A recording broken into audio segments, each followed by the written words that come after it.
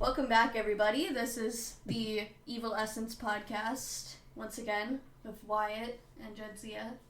Yep, me, Wyatt. That's you. And we're eating sushi today. Mm-hmm. Well, we've stopped now, obviously. We don't want you to listen to us eating. No, I mean, I kind of do, actually. I think that might be soothing. To hear to hear me crunching down on my sushi. But yeah, I don't really feel like doing a whole lot of talking in the beginning because we might as well just tell the story today. So we're going to tell the story of the Van Breda family, which is actually a pretty well-known case, I would say. Okay, I've never heard of it, but I guess I will be today. Yes, it's kind of fun because you haven't really heard of any true crime cases. Well, aside from the popular ones like Dahmer and stuff. Ted Bundy and John Wayne Gacy. I mean, I don't even know much about some of those. I've just heard of the names. Yeah, everyone's just kind of heard of it. This case is in South Africa, which I've just shown Wyatt a few pictures and I'll be putting on the Instagram as well. And it's the Van Breda family. We don't have a movie review for you guys today, so sorry. Yeah. We will be watching it tonight, though. So. I don't know if we're promising movie reviews, but yes, we are going to be watching it because right now, while we're recording, it's the 30th of October. Mm-hmm.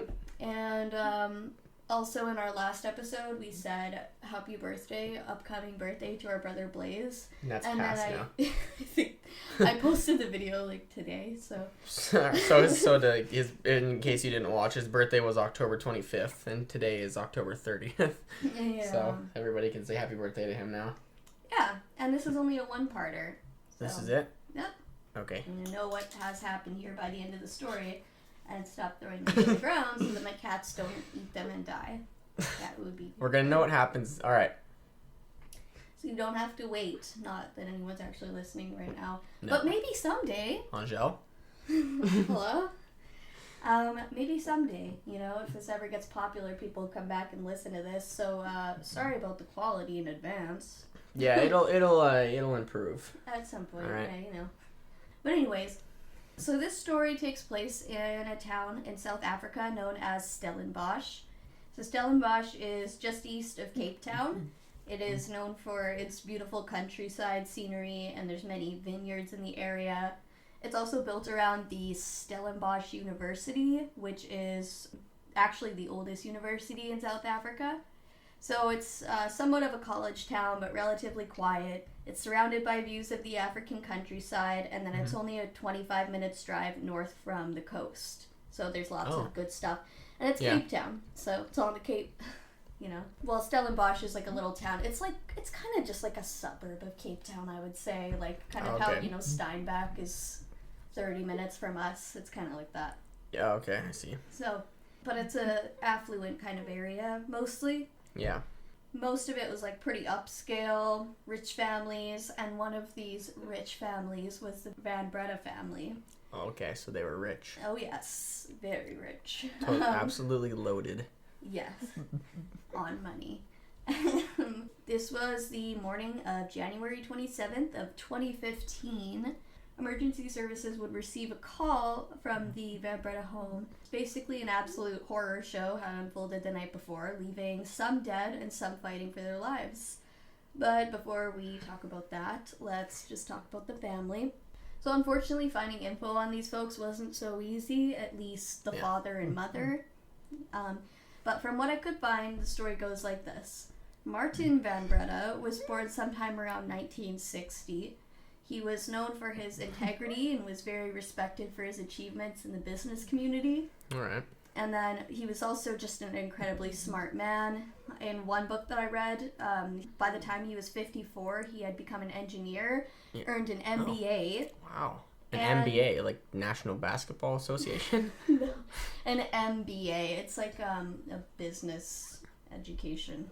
I don't know. It's what Ryan got in The Office. Oh, okay. So for everybody that watches The Office, in case you didn't know what that was, now maybe you know. I looked up what it was, but I forgot, so. It's okay. Something to do with business. It's school. Maybe it's impressive.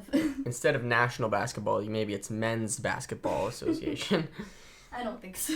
Okay, nothing to do with basketball. No, but I don't know. And he also had directorships in 25 different businesses. Wow. So he was a director. 25 different So this is the dad of the whole family. Okay. He's doing a lot of things. So Martin also did have many investments and in education and property. He had founded both Netstar, which was a vehicle tracking company. Okay. And he had founded Woodstar College in the capital of South Africa, Pretoria. Interesting sounding man. Very successful sounding man. Oh, yes. So the college was later sold for 185 million rand, which is Canadian dollars. Yeah, that's their currency there. So in Canadian dollars, it's roughly 14.4 million or 10.6 million US dollars.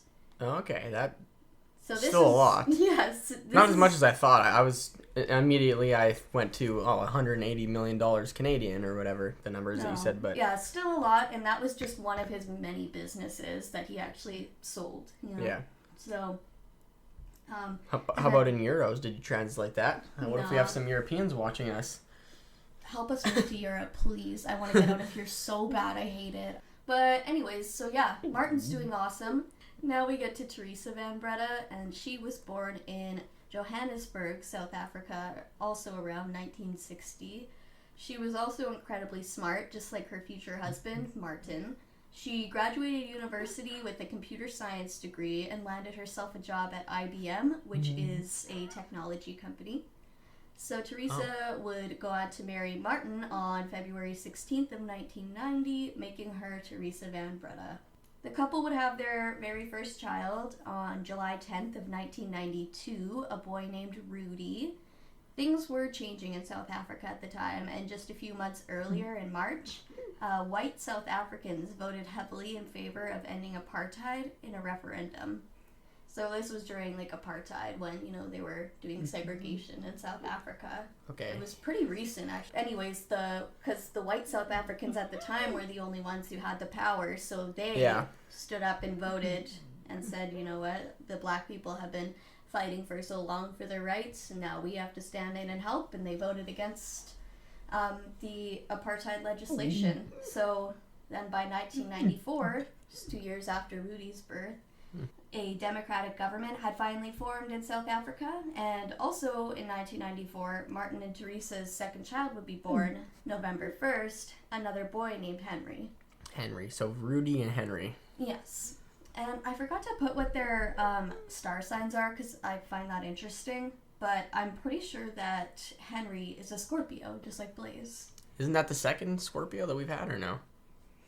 Yeah, I think Austin Harif was also November 14th or something. Oh no. Maybe not. I can't remember. There's too many birthdays I've been looking at for this. But then Rudy, I guess, would be July 10th. I think he would either be a Cancer or a Gemini. Whatever, it doesn't matter. Yeah. But I know what the third child was. Third child was born on the 12th of October, 1998. That's a Scorpio too, isn't it, or no? No, that's a Libra. Oh. And she was born 4 days before me, exactly to the year. Oh, so you're a Libra? Yes. All right, that's new to me. I know all of our family's star signs. So yeah, anyways, so the children grew up in the capital of South Africa, which is Pretoria, because that's where Martin and Teresa lived. And it's roughly a 14-hour drive or a 2-hour flight from Cape Town, where they would later move. So they are now a family of 5, parents Teresa and Martin, children Rudy, Henry, and Marley. Awesome. Happy family, successful. They were known as a close-knit family. That's what people said about them, their other extended family. Oh. So people described the Van Breda family as very close-knit and well-mannered. They were highly educated, all of them, and very successful. Yeah. So in 2006, when the children were between the ages of 8 to 13, the family made a big move all the way to Perth in Australia. Australia. The children had already become fluent in English in school, but this transition would still be hard for them. And it's a whole new continent, and you're between the ages of 8 and 13. It's a hard time to move, as you can probably attest. I think you were about that age, probably about 8.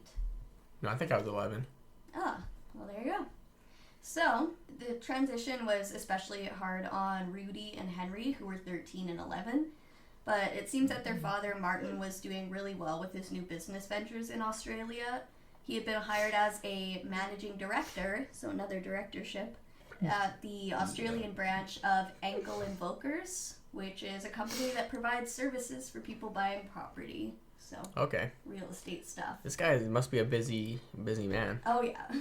So, unfortunately, I couldn't find much on what Teresa was doing at this time, but she was either, killing it in her career or just chilling at home. It's just honestly, by the sounds of it, all she needs to do, if that's what she wants, is just be a stay-at-home mom, because... That's what I'm saying, yeah. Whatever she wanted to do, she could have, because she was very smart. She had an education, but she also could have just stayed home and watched the kids and raised them. Yeah. So, because they had enough money to do whatever she wanted to do there. Yep. Anyways, things went on this way for the next roughly 5 years. And then in 2011, the eldest, Rudy, had graduated high school and began attending the University of Melbourne, where he was studying mechanical engineering. So, becoming an engineer, just like his dad. All right. Studied. Smart, following in the footsteps. Yeah, exactly. He saw his dad's success and he was like, let me do that too. So this move took Rudy across the country, as Perth is located on the western coast of Australia and Melbourne is on the southeast coast. So it's not exactly a drivable distance, but not long after, in 2013, the rest of the Breda family would move on over to the east coast, settling on the Sunshine Coast in a city called Buderim. So did they move to Australia for the dad's better business opportunities, or just... Yes. Oh, okay. Pretty much, but although we don't really know because we haven't heard from the family themselves, really. Oh, okay. There's not that many perspectives left to explain the story. Oh. So yeah. Carnage. Yeah, there's some carnage. This area in Buderim had a lot of real estate promise. Okay. That's why he wanted to move there apparently. So he was fair enough.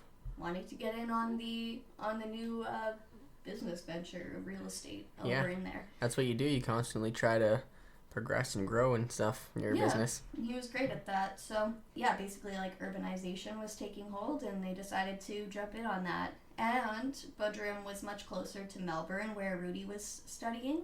That's good. It wasn't that close either, but it was an 18-hour drive as opposed to a 36-hour drive. Yeah, that's cutting it in half, so... Yeah, although the family was rich, they could just afford to fly, which I guess, would be 2 hours. 2 hours... 2-hour flight. And where they were living now, before or now? Now. And 4 hours from before? Yeah, I guess so. I didn't really look into it, but I'm assuming. Hey, if you save, 2 hours there, 2 hours back every time, it starts that up. Yeah, I guess so. But either way, Teresa, Martin, Henry, and Marley moved across the country and were much closer to Rudy. That's all we need to know. So the timing was also perfect, as Henry, the middle child, had also just graduated from high school in 2012, and Henry, and presumably the other children, attended private schools for their education. Now that Henry had graduated and the family has subsequently moved to the East Coast, Henry was also thinking about university. The move had once again been tough on him, but he seemed to recover quickly, and he decided that he wanted to go to the same university as his older brother. Aww, so they're going to go together. Yeah. So in 2013, after the family had moved, Henry moved once again, this time on his own, and he joined Rudy at Melbourne University, and he studied physics. And then Marley at this point would have been just 14, so she had, quite a while before university was on the horizon. Yeah, she's still just at the beginning of high school, I think, kind of at that point. Yeah, freshman age. So, with the two eldest Van Breda children studying in Melbourne, Martin, Teresa, and Marley were just living in Buderim, working, going to school, doing whatever. Then finally in 2014, the family was feeling homesick and Martin was finding it difficult to manage his new project in South Africa all the way from Australia because he still had businesses going in South Africa. Oh, okay, yeah. So Teresa also in particular was missing her family back home. So, yeah, like her siblings. So Martin, Teresa, and Marley all moved back to South Africa in January of 2014. So the two sons are still in Australia, in Melbourne. Okay. Rudy and Henry stayed behind to continue their studies in Melbourne, and the 3 Van Bredas that moved back to South Africa settled in Gordons Bay, which is a beautiful area on the outskirts of Cape Town. It's kind of just south of where they ended up. So then Marley began attending a private school called Somerset West, and Martin began working more exclusively on his South African school project, which was called EduGrow. EduGrow. Like education grow. Oh, okay. EduGrow. EduGrow, yeah. So in March of 2014, they finally settled in a town called Stellenbosch, just 30 minutes drive from Gordons Bay. And we discussed Stellenbosch in the beginning. Yeah. But the Van Breda family moved specifically to a golf estate. I mean, so I found, here's a picture of the golf estate. Oh. Which I'll post on our Insta. Like a little community. Here's one I was looking at houses for sale in the area, and this is what I found. So I like to figure those things out. Oh yeah, pretty nice. Yeah, I looked inside too. Oh, it's beautiful. It's like about 900,000 Canadian, I think. For just one of the houses? Yeah. Yeah, that's pretty expensive. Pretty expensive stuff, yeah. And that's in Canadian. So that summer, the middle child, Henry, decided that he also wanted to go back home to South Africa. In August, he terminated his studies at Melbourne University and joined the family at the Elite Estate near Cape Town. Oh, they're all missing family. Yeah, exactly. So he also went home to be with Marley and his parents. But he also did seem to be struggling a little bit at the time because he was checked into a rehab clinic. Oh, really? Yes. So he was going through drugs and stuff. He was going through something. But it seems like he basically just intended to take like a gap year, maybe deal with whatever issue he was having at home with his family, and then return back to Melbourne. So whatever the case, there was no more mention of rehab, so it seemed like he completed that and continued on. That's good. But he also started dating a girl called Bianca at some point in there. Bianca's the name of my friend's bunny. Adriano. Cute. Adriano's bunny's name is Bianca. Why does that make perfect sense? I don't know. Why would he name his bunny Bianca? Well, he was probably not him, it was his parents, but yeah, Bianca. Okay, so anyways, yeah, he had a girlfriend, so cool. I'm just gonna think of a bunny every time now. I think of his girlfriend. I don't even know what she looks like. Bianca. But anyways, then Teresa, Martin, Henry, and Marley were just enjoying each other's company at the Stellenbosch home for the whole remainder of 2014. Just family enjoying each other's company. Yeah, exactly. And Marley, actually, she also had a boyfriend named James. So, cool. James. But the whole family would all be together once again because Rudy decided just to come visit, I guess probably during his school break. Yeah. So he came back for like a couple of months. Right. Yeah, it was December he came back, and he also brought his girlfriend. Oh yeah, that's got to be some sort of like Christmas winter break. I'm not sure. I don't know how it works there because I know that their seasons are opposite. Like when it's winter there, it's summer here. So it was that might have been a summer vacation type of thing. That's what I'm thinking because if he left for like 2 months, it's probably like his summer break. Yeah. Yeah, but anyways. So Rudy and his girlfriend, who I couldn't find her name, but they're all back. And then Rudy's girlfriend left like in the middle of January to go back to Melbourne. And then Rudy was planning to go back in February. So Monday, January 26th was a normal family night for the Van Bredas. The eldest son, Rudy, went out for an evening run on the gorgeous golf estate. Oh, that sounds so fun. I know, right? The I'd pictures love that. I showed you, and there's like What, ponds this is and January? stuff. Yeah. If I tried to go for a run here in January, I wouldn't even. I'd probably die.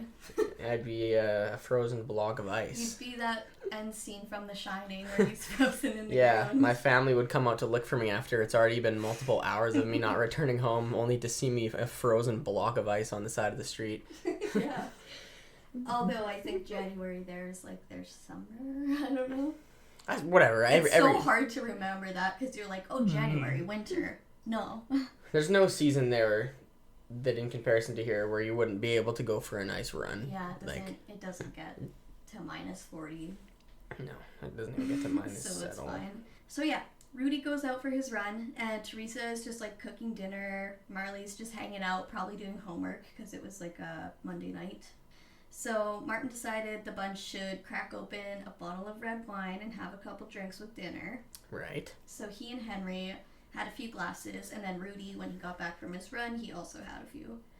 And then Martin got some work done on his laptop after dinner. Teresa decided to call up her brother for a chat, and the boys watched Star Trek II together. Oh. Then sometime around 11 p.m., Teresa and Marley both went to their rooms to go to bed. And Martin and his 2 sons would also head to bed a little while later. Alright, so a nice night for everyone. Yeah. And then Rudy and Henry, they actually shared a bedroom at this time. So they wanted to stay up, and they turned off their lights, but they stayed up on their laptops. Yeah. And I guess Rudy eventually was like, okay, time to go to sleep. And then Henry decided to stay up, and he watched a show called One Piece on his laptop. What? Oh, wow. One Piece. Henry's a One Piece fan. Oh, well, he's, the kid's got good taste then. Yeah. Kid, he's older than me, but I think, probably. Yeah, he is. I mean, he was born in 94, so... Oh, well, yeah.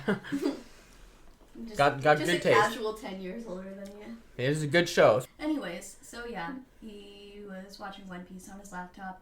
And then we are going to jump ahead several hours. Okay. So several hours of him watching One Piece on his laptop? No, just several hours, because that is the, last... No. I mean, no one had any contact with the Van Breda family after about that point. Because Henry was texting at his girlfriend.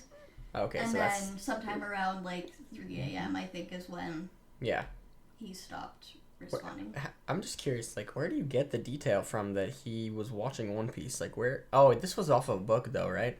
I found it in a book. I also read court transcripts. I also read just a bunch of articles from South Africa, some from Australia. Okay. So I have several sources. But yeah, I also read a book too.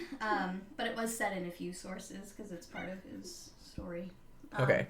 But anyways, we're going to jump forward in time several hours because the next contact that anyone had with the Van Breda family was at 7:12 a.m. the next day, January 27th.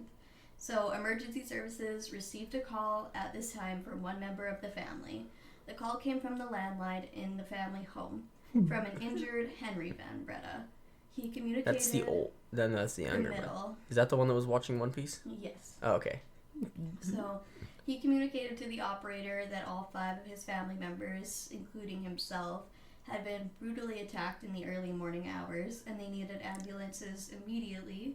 Why such just a happy regular life and family? Just had an awesome night, hanging out and whatever, having some wine. Watching Star Trek, that sounds like something Dad would put on for us. Yeah, late at night he'd try to get us into Star Trek and we wouldn't be interested back when we were younger. In fact, I'm named after Star Trek, in case anyone's wondering. A lot of people are confused about her name. They're like, what culture is your name from? And yeah. I'm just fucking the Star Trek culture.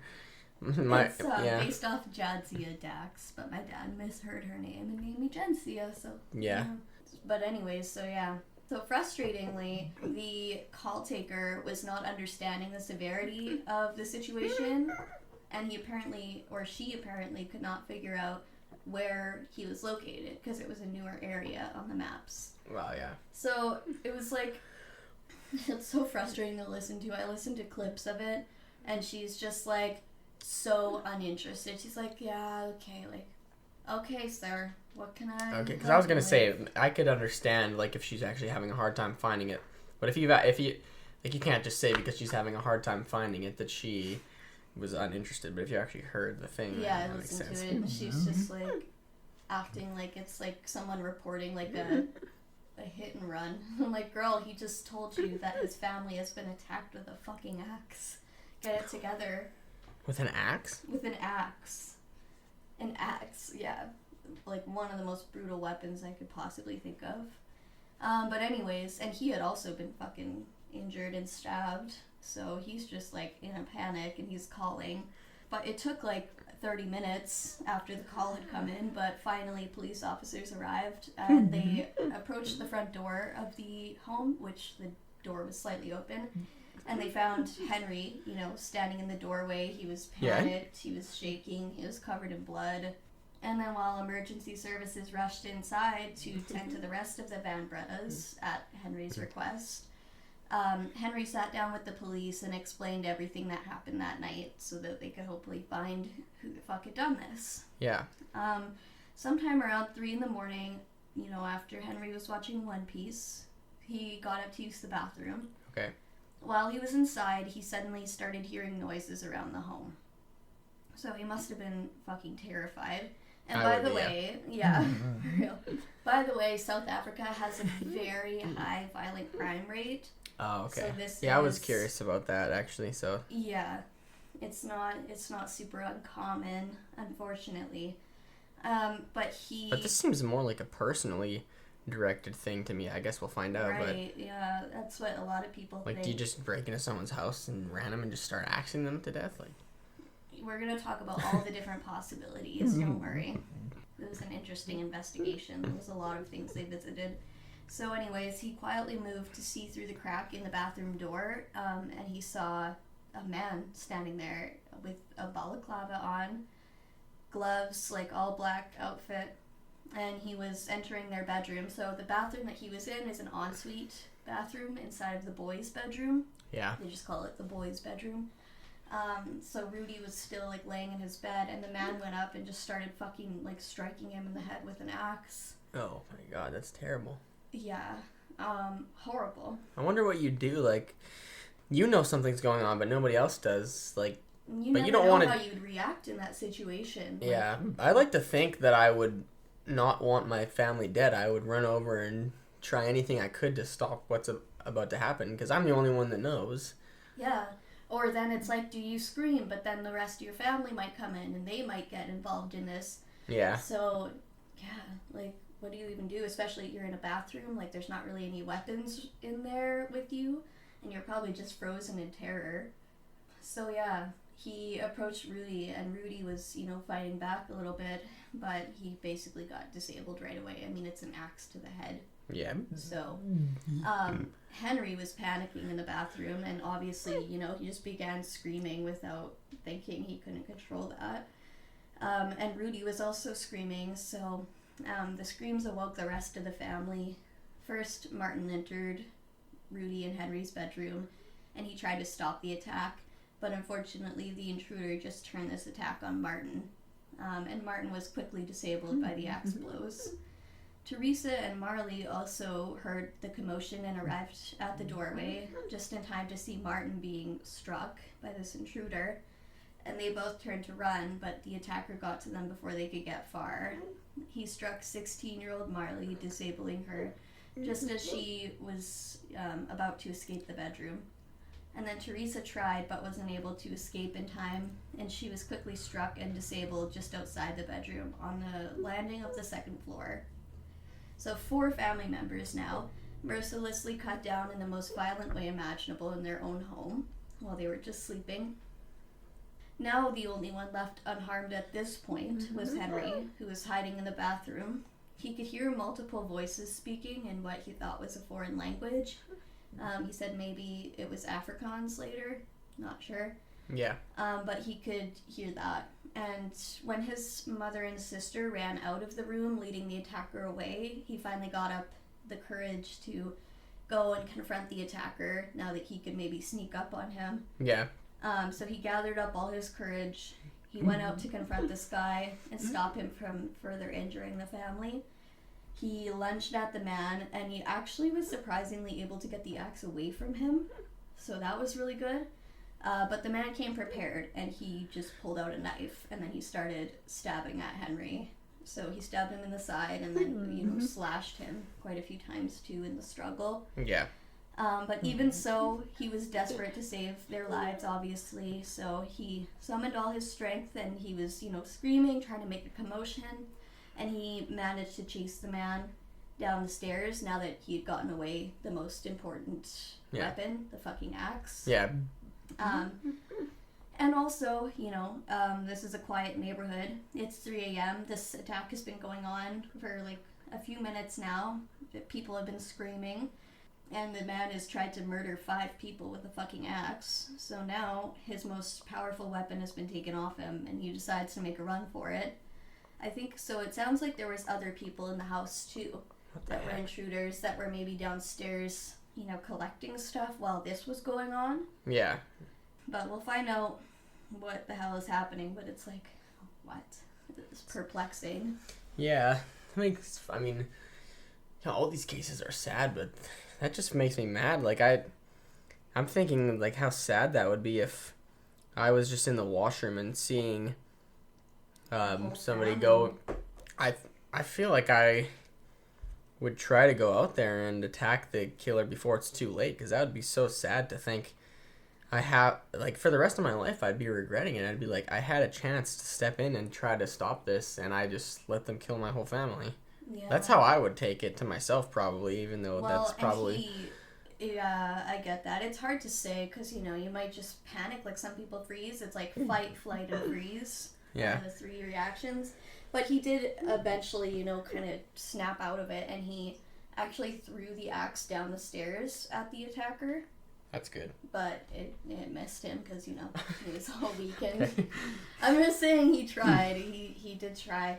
But once the attacker had fucking run out of there, like all of them, I guess, I think he only saw the one, and the others were probably downstairs where most of the valuables were. But anyways, once Henry was sure the attacker was gone, he returned to the second floor to see, if he could help his family. But he also ended up passing out, probably from, the mix of the stab wound and his slashes, and then also seeing his family that way because they were all motionless. Yeah, that's terrible. A whole entire family just sleeping in their home. Now they're dying on the floor. And the house would be quiet for hours following this, and no one knew they needed help, and no one was coming. So... Nobody heard the screams? No, nobody heard anything. Amazingly, some of the family held on to their life. Their injuries were terrible. The axe blows were focused on their heads.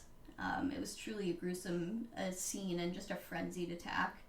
First, Henry awoke and tried to call the emergency services, and he tried to get through on his mobile phone, but he couldn't. So that's like a horror show in its own. Yeah.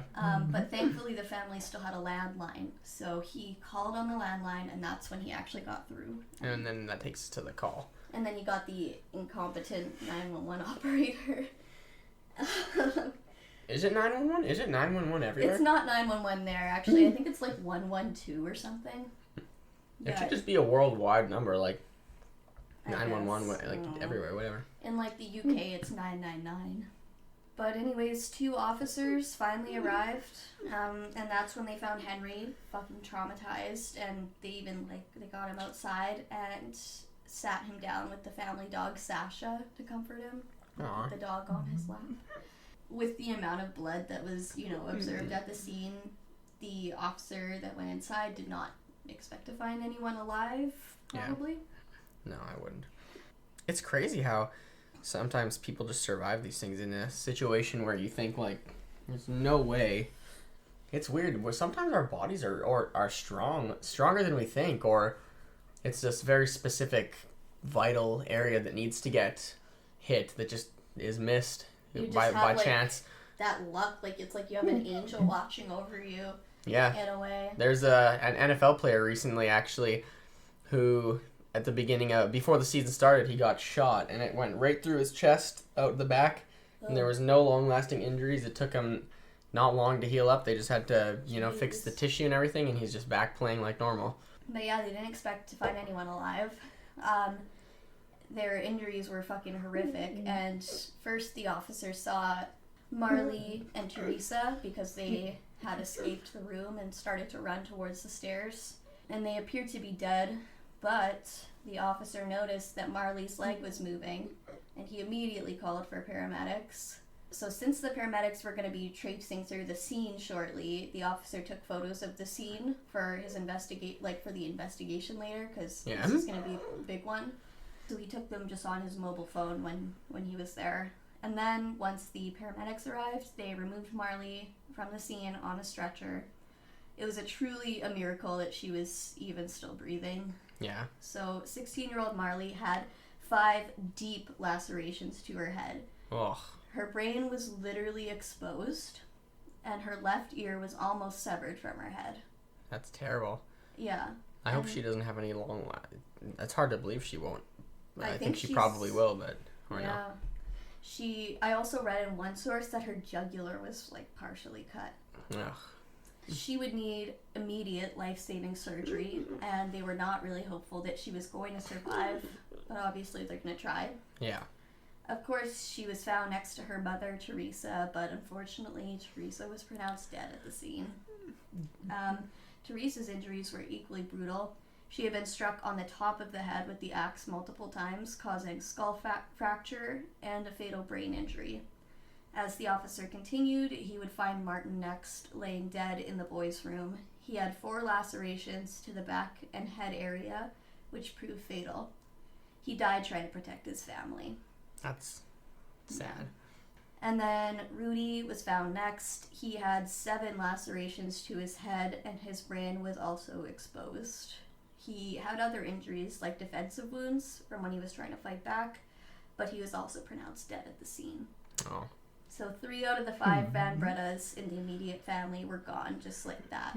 Wiped out in the middle of the night, and Marley was barely hanging on to life. So she would spend the next several months in hospital, where doctors worked tirelessly to save her. One of the first paramedics to arrive entered the home to see the worst scene he'd ever come across in his 39-year career. He had a quote about it that I read in an article. It said, quote, "Blood ran like a waterfall down the stairs." And now the investigation would commence. So, South Africa does have a very high violent crime rate, like I said. Yeah. Not usually this brutal, but there are many burglaries and, people are maimed or killed if they catch the perpetrator in the act. So, the Van Bredas were a very rich family, making them a target, but the brutality of this crime implied it might be a personal grudge. So when police spoke to the family members of the Van Bredas, they said that the family had no enemies. Investigators need to keep all the avenues open when investigating a crime. Yeah. So they tabled that motivation for the time being, but kept it in mind, and instead they focused on the burglary thing. So Henry was able to give some description of the attacker. He had only seen the one, but he had heard others in the home as well. The one that he had seen was tall and well-built, and he appeared to be black, but you can't really tell. That you could just kind of see around the eyes. Yeah. He was wearing a balaclava. That's basically all that investigators had to go off. And they were really hoping that Marley was going to wake up so they could maybe get more detail, Yeah. Even if she did wake up, though, she has a traumatic brain injury, so they weren't counting on her memory too much. So this is a few months after right now, or no? No, this is like right after. I'm just kind of telling you because a lot of stuff all happened around the same time. So they've started their investigation immediately, but they're hoping Marley's gonna wake up. Yeah. Because they know she's still alive at this point. So remember that the Van Bredas lived at the Zalze Golf Estate. This was a gated community with great security. If the area was breached, surely there would be some kind of evidence police could follow up on, so this is good. Police spoke to a security manager of the estate. Her name was Marcia, and she provided them with tons of information and people to talk to. She handed over maps of the estate and laid out the security protocols. Security personnel would be monitoring the front gate, patrolling the premises, and also watching from a control room with cameras. Most of the perimeter was blocked off with an electric fence. In some places it was a normal fence with barbed wire on top. The fence also did have an alarm that would alert security if it was ever breached. Okay, so. Pretty secure. Yeah. They actually also had like an anti-dig thing. They had put cement into like below the fence so that people couldn't dig under either. Yeah. So pretty high security. Yeah. But despite all the security, there were some small incidents that took place over the years. There had been no murders or major crimes, but theft had occurred on a number of occasions. Many of the cases were like employees, like housekeepers taking from their employers. Yeah.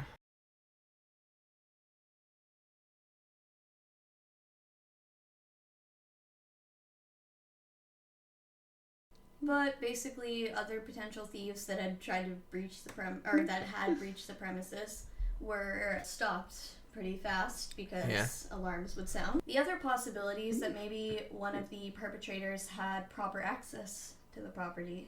Could it have been a close friend of someone who lived there? Or did maybe somebody give out their access card because there was an access card for the gate? Oh, okay. But it wouldn't make a whole lot of sense if the motivation was robbery for somebody who lived there, another resident, because they were all rich. So maybe the motivation had to do with the thrill of the act. I mean, it's possible. I've heard cases where there's rich people who just steal because they want to see if they can get away with it. Because they're rich? No, just because, like, they're bored with their rich life and they want to do something thrilling. Oh, so, all right. Like, there's this one guy, actually, I think it's a Canadian case. His name is Dallin Millard, and his father owned, like, a fucking airplane hangar, and he decided to just go and murder people just for fun, I guess. It's like he didn't need to steal shit from them, but he did it anyway. He's already feels like he's succeeded in life, so what more can I do? Go and murder a bunch of people. All right. Yeah, exactly. Good old Canadians, you know. I'm pretty sure he's Canadian, not one. But anyways, 2 of the guards who were on duty that night testified that at no time was the estate breached. No alarms went off, nothing was picked up on camera, plus they had been doing regular patrols throughout the night. At the beginning of the shift, they had done their usual checks to make sure all of the security equipment was in good working order, and the property did have 3 gates. The main one recorded no visitors the night of the 26th/morning of the 27th. It sounds like they all had cameras and needed access cards, but one of the gates was said to have kept improper records of visitors that night. Okay. So that's slightly concerning. But after she learned of the murders, the security manager, Marcia, ordered an inspection of the entire perimeter of the estate. Security personnel were to go over the area inch by inch to make sure that there was no evidence of a break-in. Yeah. They found nothing. So Marcia also reviewed the camera footage herself and found nothing suspicious. They also had their cameras where they picked up body heat. So, you know, thermal cameras, I guess. Yeah. She did say that it could be possible for someone to get over the electric fence if they wore special protective clothing. But that still doesn't explain why no alarms were set off, other than the usual testing that they did each night to make sure the alarms were working. But with all of this being said, we can conclude that the Zalze Golf Estate was very safe for the people who lived there. The residents even testified after this happened that they still felt safe. Breaking in and going undetected long enough to do this would be next to impossible. Some people would even say that the estate was impenetrable. Impenetrable. I mean, obviously not. Exactly, but anything is possible. So, now the family really didn't seem to have any enemies. This was according to their own family, but the sentiment was echoed by colleagues of Martin's. He was not involved in any crooked dealings or anything like that. In fact, he was greatly respected by his colleagues for his integrity in business. Yeah. Rudy likely didn't have any enemies. Remember, he had been living in Australia and was only back for a couple of months to visit. And he had moved to Australia when he was a preteen. So how would he have made an enemy that would hate him enough to do this? Yeah. It's make sense. Yeah. Henry had been back several months, but no one knew of any enemies that he had either. And then Marley was 16, and she was going through the normal rebellious stage that many teenagers go through. But she also didn't seem to have any enemies. Overall, she got along with her family. But of course, you know, police needed to confirm this, because obviously if you're investigating and you ask the murderer, do you have any problems with the Van Bredas, they're going to say no.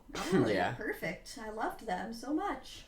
So the police extracted all of the data from the cell phones of the Van Breda family, and they found pretty much nothing alarming, no threats or arguments, except for one pretty concerning message from an ex-boyfriend of Marley's. Uh-oh. So this was the guy I told you about, James, who she was dating. Okay. It sounds like they were dating at the time of this, but now he's an ex. Obviously. Yeah.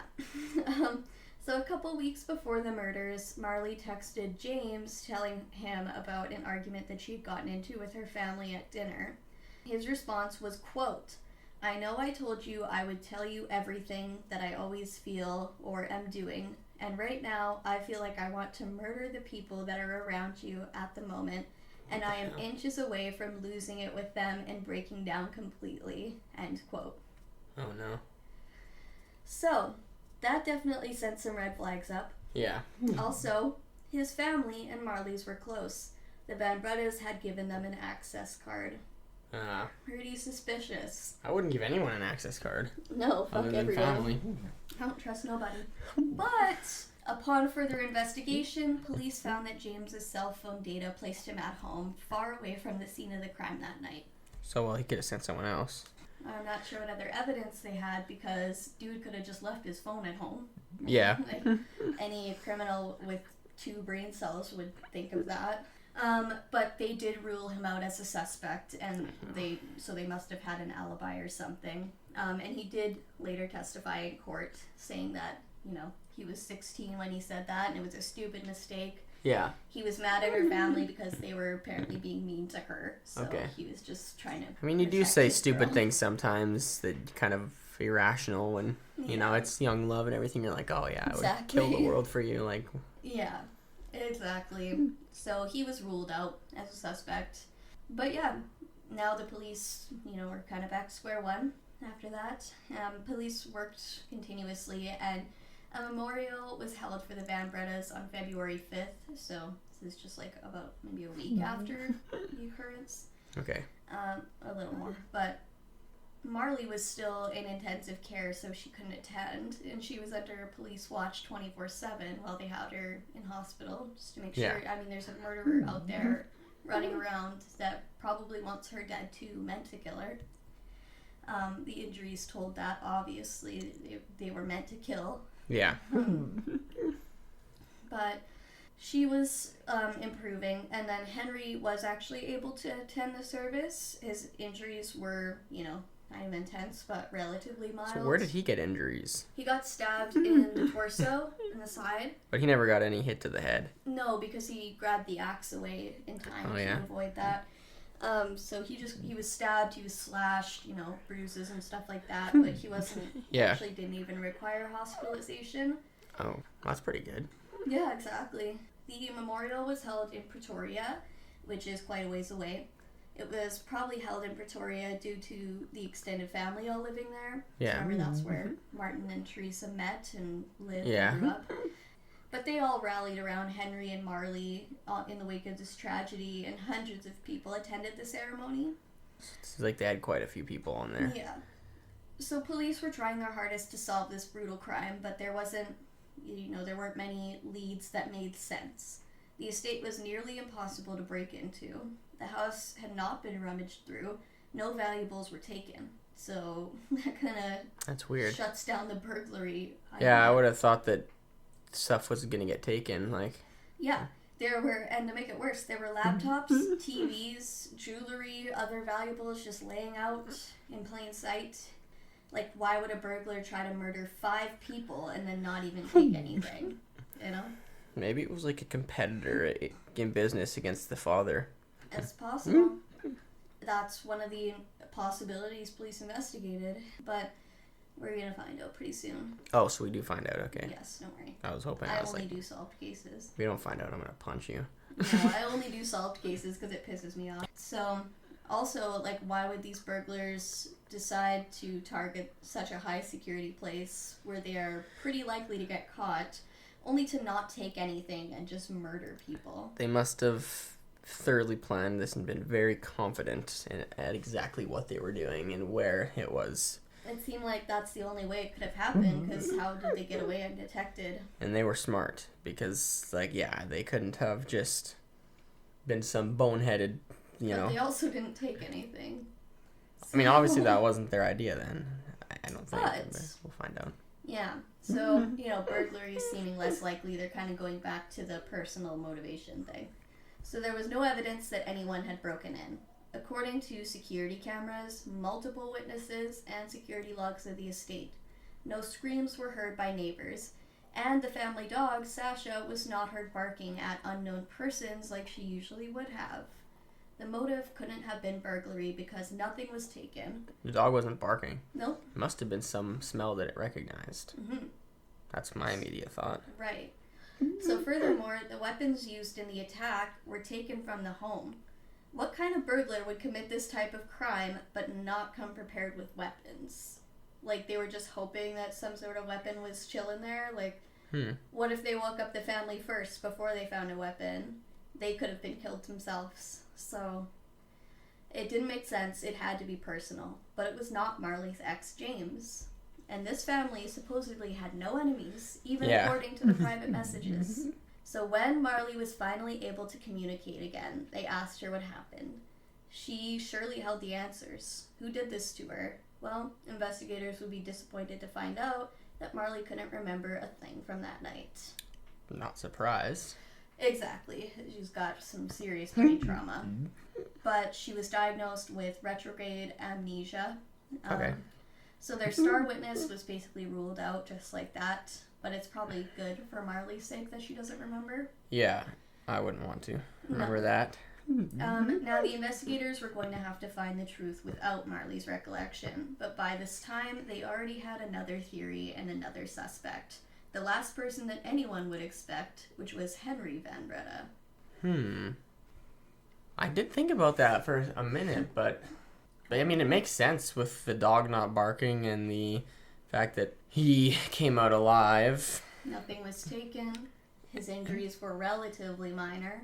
So first and foremost, why was he only very superficially injured when the rest of the family was axed to death violently?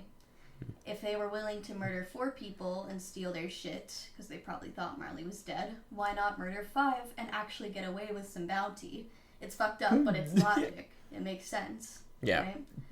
Like, they just draw the line. They're like, nope, 4 people, that's it. That's my maximum murder. Well, they did try to murder the 5th. Like, from the story I've been told so far, they did. Stabbed him. They did try to murder him, but he actually got the axe away and was able to fight back a little. Supposedly. Second, nothing was taken from the house. If Henry really was their suspect, he'd have no need to rob the home. If his entire family died, he'd be set to inherit millions. Right. So there's that. So, the 911 call would be released shortly after the murders, and people were stunned by how calm Henry sounded. He spoke slowly and surely, but he would say this is due to a stutter that he had as a child, and if he was panicking, it would come up. Yeah. So it didn't sit right with the investigators and with the public, but I try not to judge in these situations because you never know how you would act.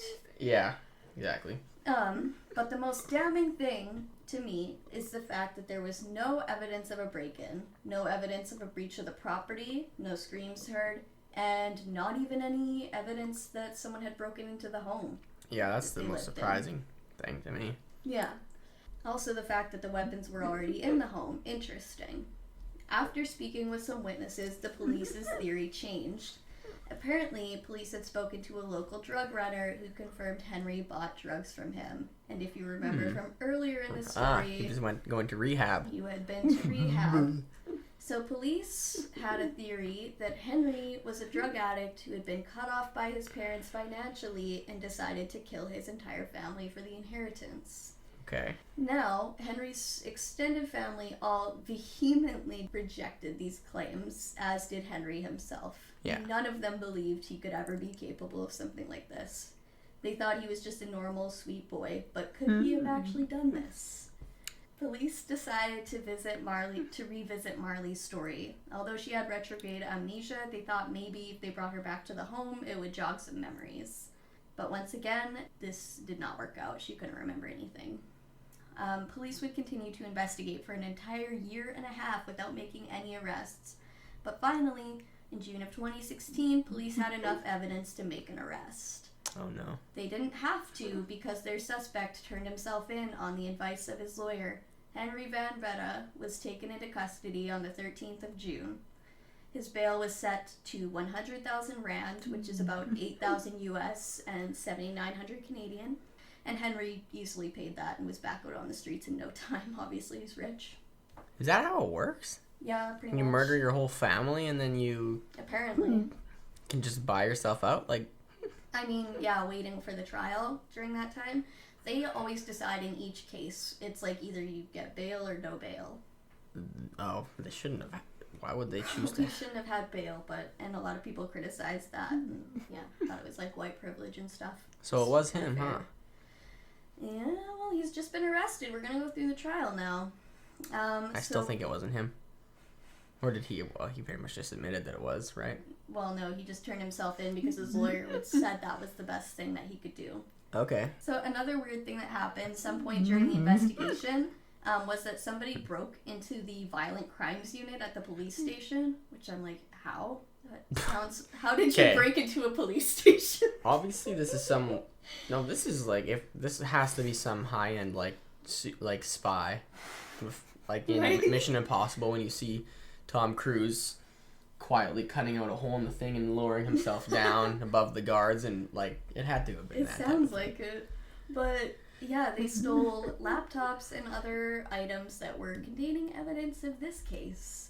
So no one was ever caught for this crime, but apparently the police retrieved the items 4 days later.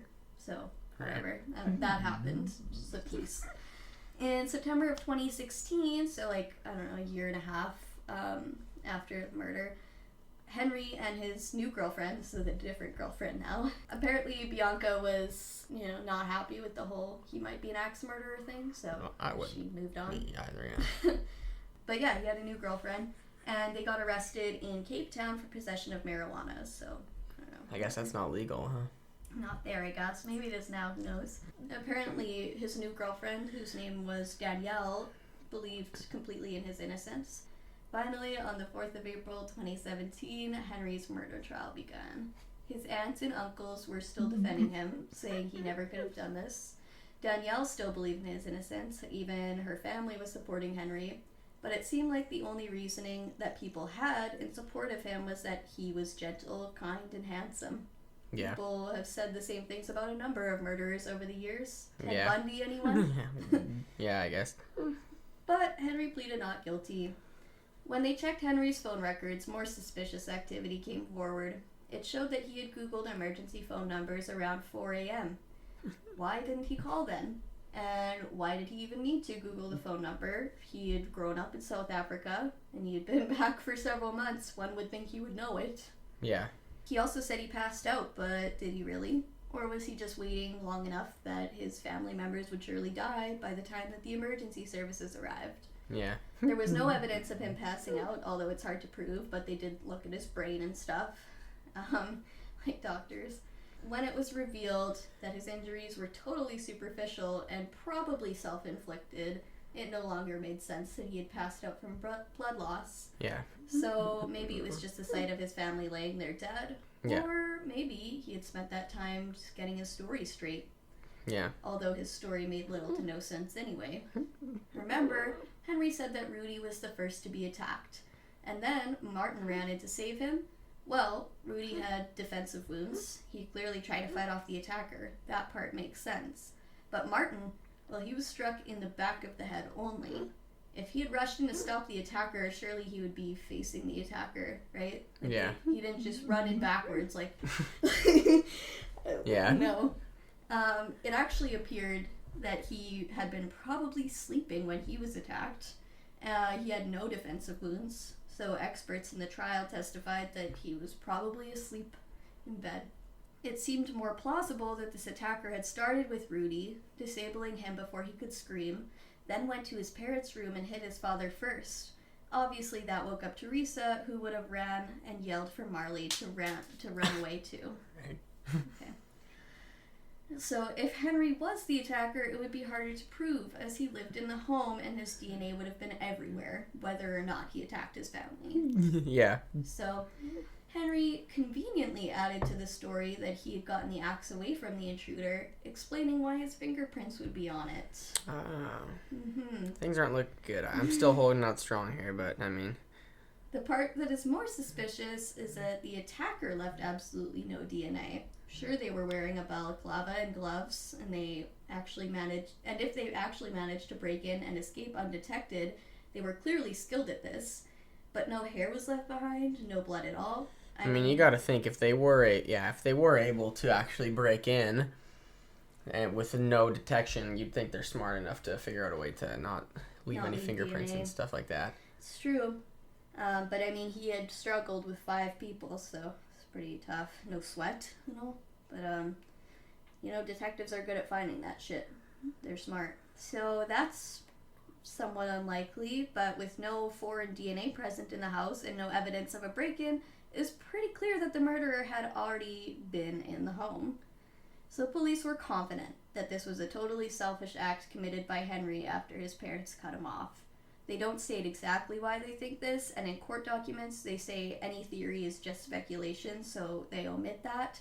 But police had a little evidence to support their theory. They had spoken with a local drug dealer, like I said, who confirmed that he sold to Henry, and he had also been in rehab. In many situations where, a child is suffering from drug addiction, the parents have to make that hard decision to cut them off financially. This usually angers the child, as they obviously can't buy any more drugs, and when you're an addict, that can be taken to the extreme. So, sounds to me like Martin and Teresa were trying to help their son and do what was best for him. Yeah. In fact, this whole move back to South Africa, it may have been for Henry's sake. We actually don't know the family's motivations for moving back. All we know is what Henry said. So his family is no longer here to contest it. Yeah. Henry says they moved back because Teresa missed her family and Martin's business was taking off.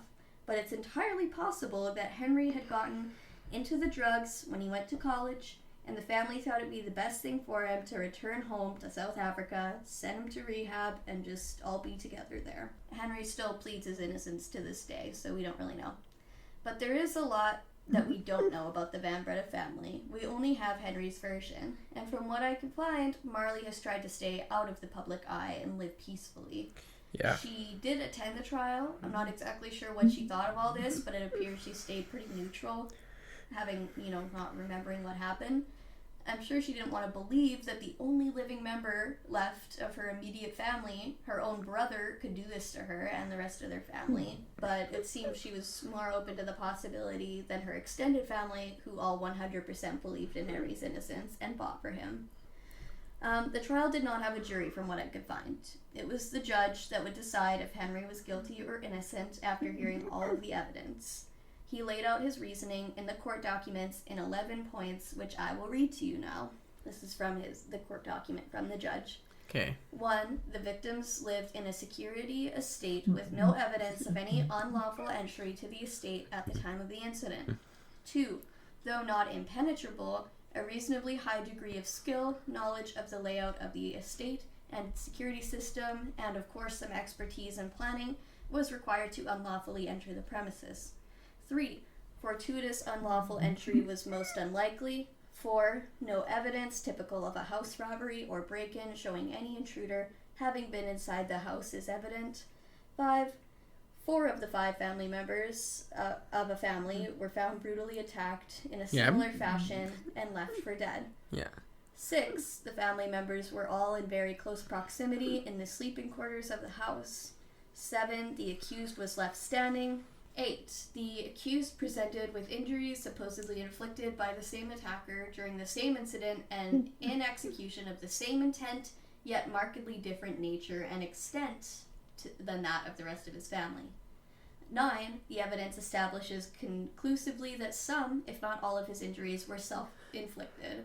10. The version the accused provided of how the incident occurred is inconsistent with the objective evidence found on the scene.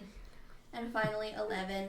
The accused amended material aspects of his version upon becoming aware of the irreconcilability of his version with the material aspects of the evidence. So a lot of big fancy words, but basically he's saying this is the reason why I think you did it, Henry. Yeah. The judge states that while all of this evidence is circumstantial, all of it together paints a clear picture. Also, as we've discussed, the lack of DNA evidence of an intruder is very compelling in this case. So with that, Henry Van Breda was found guilty of the murder of his mother, father, and brother. And he was found guilty of the attempted murder of his sister and guilty of defeating or obstructing the administration of justice. Wow. This was on the 21st of May, 2018, more than a year after the trial began, and more than 3 years after the crime. Wow. So, Can't believe it. The very last point that the judge made before passing down the sentence was this, quote, "We have no explanation for what you did. You have displayed no remorse. We have heard extensive evidence of the consequences of your conduct, the cruel consequences, yet we have no explanation from you. No substantial and compelling circumstances have been placed before us. There appear to be none. Whatever the statutory minimum sentence regime, the same severe sentences would in any event follow, and I say this with some regret, as you are relatively young and with no previous convictions. Your conduct warrants the severest possible penalty. Society expects no less. The crimes warrant such a result, and your circumstances are not sufficiently compelling to come to any different conclusions." The judge then sentenced Henry to life imprisonment on all murder counts. For attempted murder, he was given another 15 years, and for the obstruction of justice, 1 year. So, wow. For the past 3 years, Henry had been portraying himself as the hero who gallantly stood up for his family and chased this attacker away. Everyone around him stood by him, but now the horrific truth was out. Henry had brutally murdered his family, and why, he still won't say. He still denies it. I did have it crossed my mind for like half a second earlier. I was like, was it a family member? When you start, I can't remember when it was. I think when you started mentioning that nobody had, like, there was no security. No, like there was no security breach or anything. That's what triggered my mind for just a split second to think like, oh, was it somebody? It had to have been somebody already in the house, which means a family member. And then I just kind of lost that train of thought. Well, and there's so many suspicious things about him. Like the fact that he told the story all wrong. And that he apparently gallantly chased this attacker out, the one who had been able to overpower the rest of his family. Somehow he was the special one that was able to just take the axe away, no problem. I was thinking that. Barely an inconvenience. Barely an inconvenience. I was thinking that earlier on in the story. I was like, how was everybody else so injured and easily beaten down? And I was like, maybe he's got that power from One Piece. You know, that courage that you get. But then I was like, I don't know. He maybe learned from the villains of One Piece more so, I would think. Yeah. I don't know which one's a villain that is greedy as fuck and would murder everyone for money. Arlong. There we go. He can be perfect. Arlong. That's the season he was on, or we'll just call it a season. Yeah. Or arc, I guess you would call it. That's right. Or but saga. Anyway, yeah. I don't know. Everyone around him still pretty much stood by him. So I mean, it's not technically confirmed that. No, it's like there's no 100% proof that he did it, but he's been convicted, and I 100% believe he did. I mean, I kind of far too suspicious. I kind of have to now. Yeah, I'm not gonna stand by him anymore. No. I was hoping it wasn't him. That's why, but if it's him, then that's fine. Now we get to I hate roast him. Yeah. But yeah. So I think the motive is pretty fucking obvious. Money. Yeah. He was set to inherit millions. There was multiple luxury estates in different areas that he was gonna get. All those businesses, all those investments. Yeah. If he had only killed his father, he'd have to split the inheritance. Yeah. But if he killed his mother and his 2 siblings, he would get all of it. And Henry was a greedy, spoiled little bitch. So that's crazy. And he was just mad that his family wanted him to, stop doing drugs and get his shit together. So. Yeah. That's crazy, the things that money can... Like, money, it's insane. How could... It totally ruins families and stuff like that. Like... Yeah. The thing is, I think he's just a fucking asshole. Like, I bet you his family would, and they did support him in so many ways that, they paid for him to go to private schools just like his siblings. Yeah. They were just trying to help him. They probably paid for, like, a luxury facility for his rehab, honestly. And they would have given him money to do things, just not to do drugs. Yeah. But anyways. How could you, just be a normal person with a normal life? I guess maybe he wasn't fully normal, but then... you're there up late watching Star Trek with your brother, right? And you're literally planning at that moment, like, I'm going to be murdering him. One of the theories was that he had been, thinking about this, and then that night he got really angry because maybe Rudy told him to turn off his laptop. It's 3 a.m. I'm trying to fucking sleep. Yeah, I guess maybe he didn't plan it for specifically that night, but... we still don't know because he still says he didn't do it, but he fucking did it, so. Yeah. But fortunately, in the end, he got what he deserved, and he got no money, and he got no freedom. Yeah. So, now, in South Africa, life imprisonment doesn't necessarily mean you'll be locked up forever. Okay. Unfortunately, their life imprisonment is similar to ours in Canada. In both South Africa and Canada, a life sentence means there will be no chance of parole for 25 years. But after that, you are given a required parole meeting or a parole hearing, and you're potentially going to be released. So Henry would be around 50 when he's going to be up for parole. When will that be? In 2043, I believe. Okay. Well, actually, I don't know, because I guess he probably had time served. I did the calculation from 2018. Actually, no, because he was out on bail most of the time. So basically, in many cases, if the person's been sitting in jail for like a year before the trial, that'll count as one of their years. Okay. But he wasn't really in jail. He was bailed out, so probably 2043 then. Okay. But it's, unlikely with everything that he's done and the fact that he hasn't admitted to it and he has not shown any remorse. It's pretty clear that he's probably not going to get out. But anyways, in many cases, frustratingly, the sentences run concurrently, which means that they run at the same time.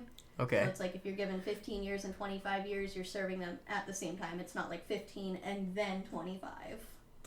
I know. What's the point? I know. The court system, as we do this, you're going to learn how little sense it makes in a lot of cases. Yeah. Yeah. So there is a possibility of this guy getting out someday, but let's fucking hope not. And especially with what he did to his family. In court, experts testified that Rudy could have been alive for up to 2 hours and 40 minutes after the attack. Oh, really? Just lying there with his head split open after his own brother did this to him.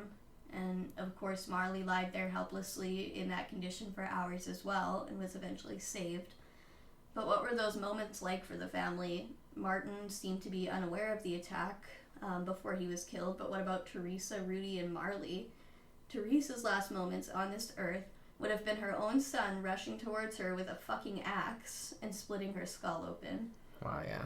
And presumably, she saw him do the same thing to her husband and maybe Marley.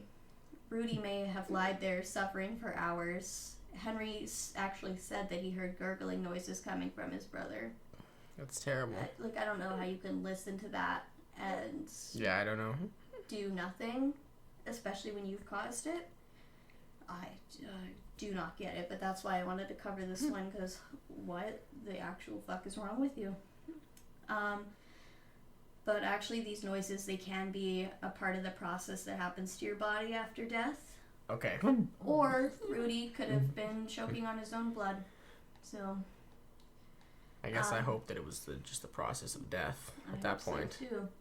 Maybe he was conscious and he had to just lay there knowing what had happened, waiting for death. And poor Marley, we know she couldn't remember after the fact, but in the moment, she must have known it was her big brother chasing her down with an axe. Like, how long Well, he might have worn a mask, though, too. Who knows? That's also what I was thinking, too. It's possible. That's what I thought. I would prefer that because, my God, for that to be your last moments. Yeah. And all of it just for an inheritance. Just so he could have his father's millions that he had never fucking worked for a day in his life. And isn't getting anyways. Nope, not gonna get it now. So it was all just for nothing in the end. All for nothing. And let me just say, how fucking stupid are you to say that there was a burglary in your home and not even try to, pretend like things were taken?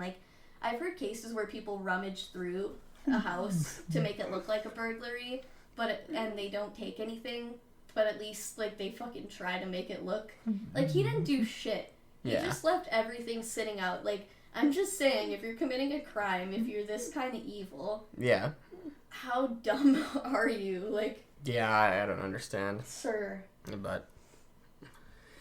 Yeah, this one's not too... controversial. The last couple cases you understand the perpetrator a little bit. Like, you get where they're coming from, unfortunately. Whereas this case, there's no remorse for him. No, I don't feel bad at all. No, he's a piece. And now I'll show you pictures and stuff. I mean, look at that face. He definitely looks like someone that would murder. There's a lot of... Wait, is that the one that I said earlier on? Remember at the beginning of the story? I knew it. Look it. That looks normal. That looks normal. They're all smiling and look normal. You can just tell that is the face of somebody yeah. This is him when he had, like, hair. Just that he looked more normal there, I feel. Yeah. Now he kind of looks like a skinhead. Yeah. But, yeah, the latest news on him is he was moved to another prison because he wanted to be closer to his grandma so she can visit him in prison. So that's cool. Glad that he got that granted. I mean, his family didn't get life granted to them, but... No. Glad that fucking Henry's got his way, you know? Look at those fucking eyes. Like, he looks like Pennywise to me. He looks like evil as fuck. Yeah. Like, after the fact. Like, I don't think he looked that way before, but... I think he did, because I called it right off the bat. That's true.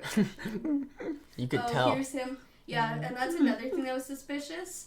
He acted out everything in the court, like, with exact precision.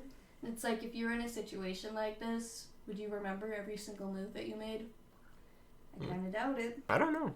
Oh, yeah, here's the book that I read. It's called Indefensible by Nick Van Der Leek. But these cases are far too common, honestly, I've heard, and these are the ones I'm most interested in. Just because it's so, like, what? Like, that's your own family. Like, I just could never imagine being that unhinged. Like, there's another case that I would like to cover. Oh, boy. It's this guy, Joel Guy Jr. That says everything I need to know right there. He looks like I can't even, I just have to show you. Oh. He looks like he's been squished in a hydraulic press. Oh, God. He looks like why are his eyes bulging out of his head like that? He kind of looks like Gru, like from Despicable Me. Why is his hairline halfway back on his head? And then he got some karma because of what he did to his own parents. He developed this fucking face tumor, and now he looks like that. Oh, I've seen that picture. Yeah. Before. Yeah, he literally murdered his parents for the inheritance because they cut him off. They were about to just retire, and he murdered them. He had everything written down, like, in a note of his plan. He's like, and just so callously, and what he, like, cut off his mother's head and put it in a pot, which was found with her head boiling on the stove. That's messed up. They literally walked in and pulled it up, and they're like, oh, there's a head in here. That's, yeah, I mean. Yeah, and he had gone to such lengths. He got a bleach sprayer. Don't know what you need that for. He had attached, like, a garden hose to the shower in his home so that he could do whatever the fuck. They found, like, a bunch of their body parts in just, like, a tub. And it's like, that's your mother and your father. Yeah, that's messed up. I mean, that guy. Yeah. So, and then also his list was the most fucked up thing. He's like, it's like, buy meat grinder, grind meat, do this. Goodness. And he just left this all in the house because his plan was to, like, burn down the house. Okay. With the dog still in it, by the way. Aw. Maybe we'll cover that one next. It's so ridiculous. That's pretty messed up, yeah. But anyways, this was about the Van Bredas. And I just hope that Marley is out there doing great. Like, I hope so, yeah. It sounds like, I don't know exactly what lasting injuries she had, but hopefully the amnesia was the worst of it. Sounds like she's doing a little better maybe than you would than you would think for maybe those types of injuries. Yeah, maybe she got, like, reconstructive surgery and stuff. Like, she learned how to do things all over again. Yeah. But yeah, I mean, her whole entire family has been killed, and the one that's still alive is responsible for it, so that's horrific. And I just hope that Rudy and Martin and Teresa are all resting in peace and enjoying heaven and whatnot. R.I.P. Yeah. What a great family, except for one. All of them just well educated. It did smart, seem like business people. It did seem like a really good family, dynamic and everything. Like, they all loved each other. They were watching the Star Trek. They were drinking wine together. Yeah. To go who went for a run? Was it the... It was Rudy. Rudy. Elvis' son. Yeah. So, yeah. That's the end of that case. Also, I would like to cover some, survival stories, because we said we're going to be doing that too, but... Yeah. It's going to be mostly true crime, but some, We got lots on the slate. Oh, yeah. So... Because we want to be able to keep doing this for, years, honestly. Even if no one listens, I'm just having so much fun. Fuck Henry. Fuck you. You don't claim you as a One Piece fan. You never get to watch the show again. You're barred from the fandom. Get the fuck out. Yeah. And from Star Trek, for that matter. Yeah. You're barred from society already, so fuck you. All right, thanks for listening, everybody. Bye-bye. Bye.